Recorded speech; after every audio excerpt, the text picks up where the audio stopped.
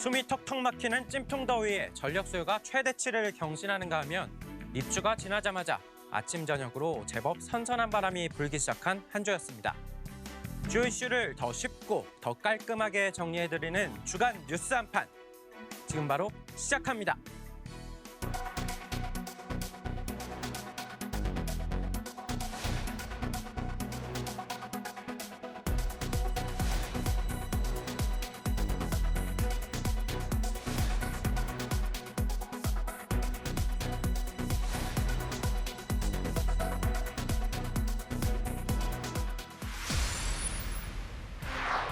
(1987년 10월 19일) 월요일 미국 다우존스 산업평균지수가 하루 만에 22.6%나 떨어지는 주가 대폭락 사태가 벌어졌습니다. 주가를 회복하는 데는 2년이나 걸렸는데요. 고유명사가 돼버린 이른바 블랙 먼데이, 검은 월요일입니다. 이를 계기로 서킷 브레이커와 사이드카라는 제도가 도입됐습니다. 서킷 브레이커가 무슨 뜻이냐? 번역하면 두꺼비집, 회로 차단기인데 주식시장 폭등, 폭락장에 차단기를 내려서 일정 시간 주식을 사고 파는 걸 아예 멈추는 걸 말합니다. 이에 반해 오토바이 협회단은 보조수레에서 유래한 사이드카는 시세 변동이나 조건에 따라 자동으로 주식을 사고 파는 프로그램 매매만 멈춥니다. 이번 월요일 우리나라 주식시장이 그야말로 폭락했습니다. 사이드카와 서킷 브레이커 발동도 당연했습니다. 코스피가 전 거래일보다 234.65포인트, 8.77% 내린 2441.55로 마감했습니다. 1988년 개장 이후 역대 최대 낙폭입니다. 외국인이 주식을 1조 5천여억 원어치 대거 팔면서 장중 한때 10% 넘게 빠져 2,400선이 붕괴되기도 했습니다. 코스피 종목의 98%가 내렸고 특히 삼성전자는 10.3%, SK하이닉스는 9.87% 급락했습니다. 코스닥 지수는 88.05포인트, 11.3% 내린 691.28의 장을 마치며 700선마저 내줬습니다. 장중 증시 급락의 충격을 완화하기 위해 두 시장에서는 프로그램 매도 호가 효력을 5분 동안 정지하는 사이드카에 이어 매매를 20분간 멈추는 서킷 브레이커도 4년 5개월 만에 발동됐습니다. 하지만 두 시장에선 하루 만에 시가총액 235조 원이 증발했습니다. 국내뿐 아니라 일본 니케이 지수도 12.4% 역대 최악의 낙폭을 경신했고 대만 가권지수 역시 8.3% 넘게 급락했습니다. 가상자산 시세도 흘러내려 국내 거래소 기준으로 비트코인이 하루 새 10% 넘게 빠져 7,300만 원 선까지 추락하기도 했습니다. 이러한 하락장은 최근 저조한 미국 경제지표의 영향입니다. 미국 경기 침체 공보가 엄습하면서 글로벌 금융시장 전반적인 심리가 고심리에 휩싸였다라고 생각하고 있습니다. 악재가 악재를 부르고 매도가 매도를 부르는 중동의 지정학적 긴장 고조에 투자 심리가 더욱 위축된 가운데 반도체주를 모은 미국 필라델피아 지수 폭락은 우리 증시의 하락을 더 부추겼습니다. 글로벌 주식시장에서의 과도했었던 성장 산업에 대한 쏠림이 분산돼서 나타나는 밸런스 문제입니다. 그 변동 위험을 다소 완화시키기 위한 위험관리 전략이 필요한 시점으로 보여집니다. 금융당국은 긴급회의를 잇따라 열어 금융시장을 점검하고 관계기관 합동 24시간 모니터링에 나섰습니다. 한편 경기 침체 우려에 미 연방준비제도가 다음 달부터 공격적인 금리 인하에 나설 것이라는 전망도 나옵니다. 연합뉴스TV 강은날입니다. 본회의를 개의하겠습니다. 177인 반대 2인을 선포합니다.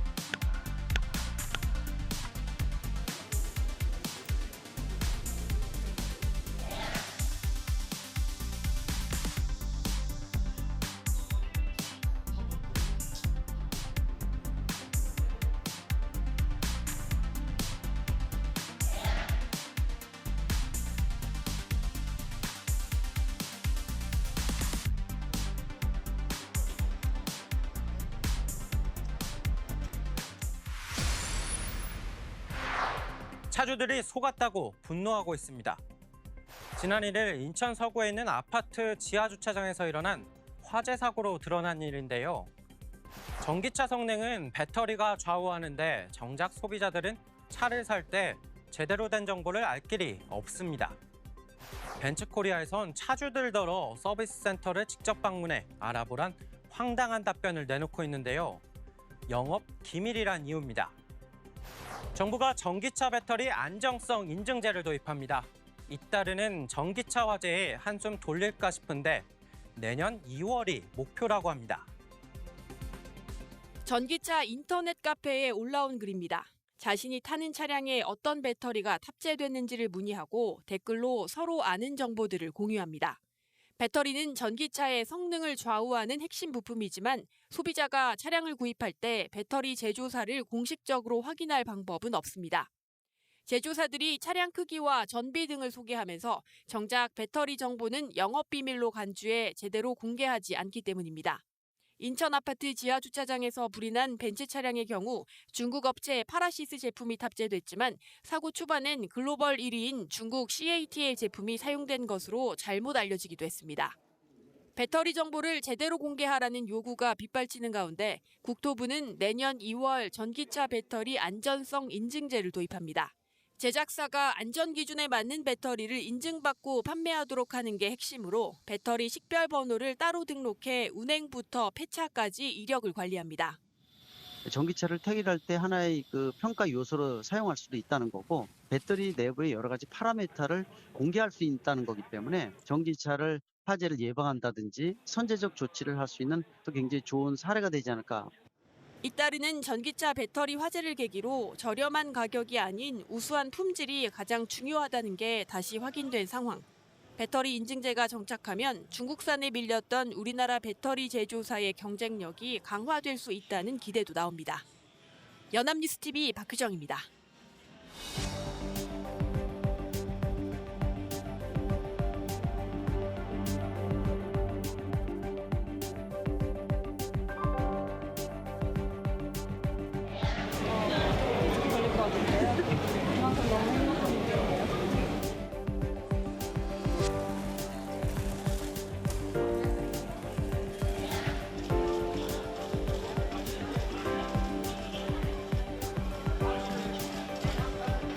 나중에 돈 많이 모으고 필리핀에서 사업하고 싶습니다. 파리올림픽 배드민턴 여자 단식 결승전에서 안세영이 중국을 꺾고 값진 금메달을 따냈습니다. 그런데 이 원동력엔 분노가 있었다고 합니다. 부상 과정에서 대표팀에게 크게 실망했다면서 배드민턴 협회를 저격해 파문이 일었는데요. 고인물은 썩기 마련인데 시대에 뒤떨어진 우리 스포츠 행정에 대한 작심 발언이었습니다. 잘못된 게 있으면 고치자는 얘긴데 협회의 대응은 구구절절 10장짜리 반박문이었습니다. 잘못한 게 없다는 얘기입니다. 김태규 배드민턴 협회장을 비롯한 협회 직원들이 조기 귀국을 택한 건 보도자료 때문이라 말했습니다. 보도자료를 빨리 만들어내야죠. 오늘 도착 시간이 4시인데 가서 만들 수가 없잖아요. 안세영이 귀국한 지 약 1시간 뒤에 나온 보도자료. 10페이지에 달했는데 조목조목 안세영의 주장을 반박하는 데 치중했습니다. 안세영이 가장 문제점으로 지적한 부상에 대한 안일한 대처의 경우 오진 문제에 대해선 진상조사위원회를 꾸려 확인하겠다고 말했지만 한의사를 파리에 파견한 부분에 대해선 비용 1,100만 원이 들었음을 강조하며 감독의 확인서까지 첨부했습니다. 안세영을 돌보던 한수정 트레이너가 올림픽 1개월 전 팀을 떠나게 된 건 트레이너 본인이 계약 연장을 거부했기 때문이라고도 설명했습니다. 훈련과 관리 시스템이 복식 선수 위주였다는 부분은 확인해 보겠다는 말로 가름했습니다. 협회에 가장 뼈아플 수 있는 안세영의 국가대표팀 은퇴 가능성에 대해선 협회 규정과 IOC 헌장을 내세워 불가하다는 의견을 피력했습니다. 현지에서 진행된 메달리스트 기자회견에 안세영이 나오지 않은 상황에 대해선 이렇게 답했습니다. 협회 측에서 기자회견 참석하지 말라고 기다리라고 했다고 하던데. 그런 적 없어요. 저도 안 나온 게 좀 의아스러웠죠. 금메달 1개, 은메달 1개를 수확하고 돌아온 배드민턴 대표팀 입국 현장은 노메달로 입국하는 종목들보다 침울했습니다. 그간 자신을 뛰게 한 건 분노였다고 외친 안세영. 악착같이 달렸던 이유 중에 하나가 제 목소리에 힘이 좀 실렸으면 좋겠는 바람에 이렇게 정말 힘들게 바쁘게 살았었던 것 같습니다. 선수와 심도 있는 면담을 통해 대표팀을 떠나게 하지 않도록 노력하겠다고 강조한 협회. 갈등은 오히려 확산되는 모양새입니다. 연합뉴스TV 백기련입니다. 안세영 선수는 귀국길에 싸우려는 의도가 아니라 운동에만 전념하고 싶은 마음을 호소하고 싶어서 말씀드린 것이라고 밝혔습니다. 하지만 당사자와 대화는 없었고 협회가 내놓은 10장짜리 반박문을 보면 결국 안세영은 또 무시를 당한 꼴이 됐습니다. 안세영이 귀국 하루 만에 SNS에 입장문을 내놨습니다. 특히 올림픽 무대에서 활약하고 있는 선수들에게 가장 죄송하다면서 자신의 생각과 입장은 올림픽 경기가 끝나고 모든 선수들이 충분히 축하받은 후 밝히겠다고 털어놨습니다. 같이 올린 사진 한 장은 아무것도 없이 온통 새까만 그림이었습니다. 양측의 진실 공방이 잠시 숨고르기에 들어갔지만 파장은 한동안 이어질 전망입니다.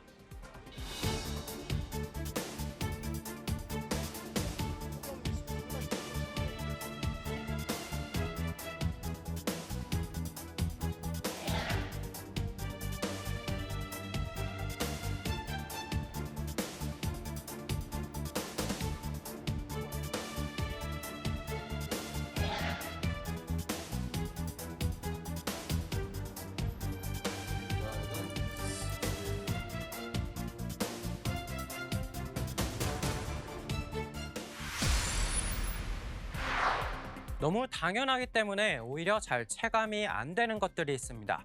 그 중에 하나가 이 자유인데요. 국어 사전을 보면 외부적인 구속이나 무엇에 얽매이지 않고 자기 마음대로 할 수 있는 상태라고 적고 있습니다. 자유를 찾아 탈북하는 사람들이 늘고 있습니다. 북한의 외교관 등 엘리트 계층에 귀순 소식이 잇따르더니 이번엔 북한 주민 한 명이 한강을 건너 자유의 땅을 밟았습니다. 북한 주민 한 명이 한강 하구 남북 중립수역을 건너와 귀순 의사를 밝힌 사실이 확인됐습니다. 인천 강화도 앞 교동도에 도착한 이 북한 주민은 우리 측에 귀순 의사를 밝힌 것으로 전해졌습니다. 당시 한강 하구는 썰물로 물이 빠진 상태여서 이 주민은 걸어서 중립수역을 건너온 거로 알려졌습니다. 처음 우리 군의 감시 장비에 포착됐던 점은 2개. 북한 주민 2명이 귀순을 시도했다가 1명은 결국 넘어오지 못한 거로 추정됩니다. 합동참모본부는 우리 군이 북한 인원으로 추정되는 미상 인원의 신병을 확보해 관계기관에 인계했다고 밝혔습니다. 남하 과정과 귀순 여부 등에 대해서는 관계기관에서 조사 중이라며 말을 아꼈습니다. 현재까지 북한군의 특이 동향은 없다고 합참은 설명했습니다. 서해를 통한 북한 주민의 귀순은 지난해 5월 이후 약 1년 3개월 만입니다. 작년 10월에는 북한 주민 4명이 목선을 타고 동해 북방 한계선을 넘어 귀순했습니다. 군은 북한 주민이 넘어오기 시작했을 때부터 감시 추적해 귀순을 유도했습니다. 저희가 사실은 출발 지점부터 계속 감시를 해서 유도를 했던 성공적인 작전이었기 때문에 국가정보원과 통일부 등 관계기관은 이 북한 주민의 위장 귀순 여부 등을 조사할 계획입니다. 연합뉴스TV 이은정입니다. 서울과 서울 인근의 그린벨트를 활용하여 올해 5만 호, 내년 3만 호의 신규 택지 후보지를 발표하겠습니다.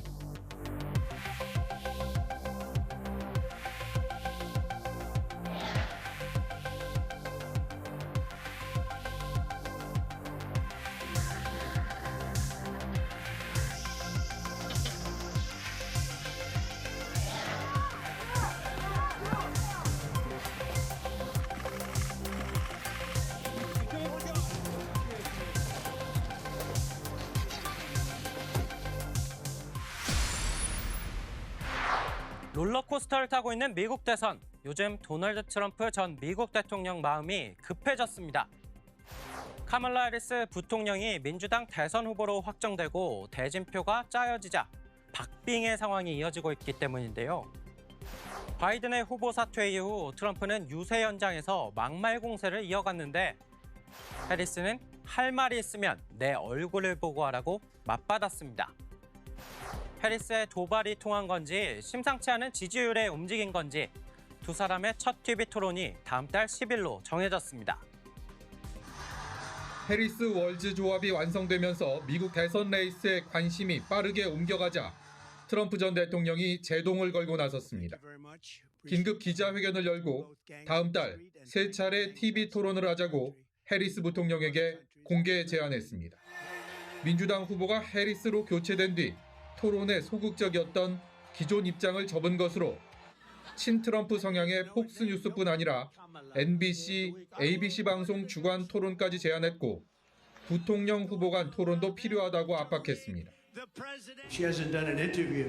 She can't do an interview. She's barely competent, and she can't do an interview. But I look forward to the debates because I think we have to set the record straight. 병합 지역 민심 묻기 중인 해리스 부통령은 미국 자동차 산업 중심지 미시간주 디트로이트에서 이틀째 유세를 벌였습니다. 트럼프의 제안엔 대꾸하지 않았고 대신 자신의 지지를 선언한 자동차 노조 조합원들에게 감사의 뜻을 전했습니다. We stand for the dignity of work. And we stand for freedom. We stand for justice. We stand for equality. And so we will fight for all of it. ABC 방송은 앞서 바이든과 트럼프가 합의했던 다음 달 10일 해리스와 트럼프의 TV 토론이 이뤄질 거라고 확인했습니다. 한편 트럼프 전 대통령은 많은 돈을 번 자신의 직감이 중앙은행인 연방준비제도 의장보다 더 낫다며 독립성을 유지해온 연준의 통화정책에 깊이 개입할 것임을 시사했습니다. 총격 사건과 전당대회를 겪으며 승리를 확신하던 트럼프의 자신감은 이제 찾아보기 힘듭니다. 더 거칠고 훨씬 수위 높은 공세가 쏟아질 거라는 게 이곳 정가의 한결같은 분석입니다. 워싱턴에서 연합뉴스TV 정호윤입니다.